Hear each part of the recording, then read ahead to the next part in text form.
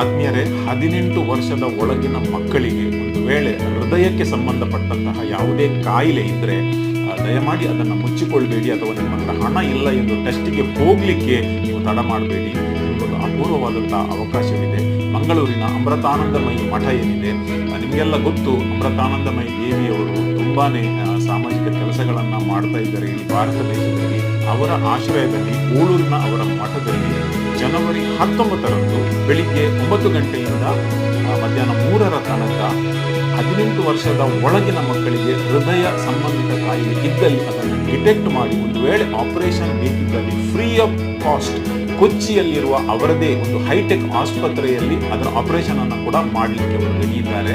ಒಂದು ವೇಳೆ ನಿಮಗೆ ಇಂತಹ ಮಕ್ಕಳು ಗಮನಕ್ಕೆ ಬಂದರೆ ದಯಮಾಡಿ ಅವರಿಗೆ ಈ ವಿಷಯವನ್ನು ತಿಳಿಸಿ.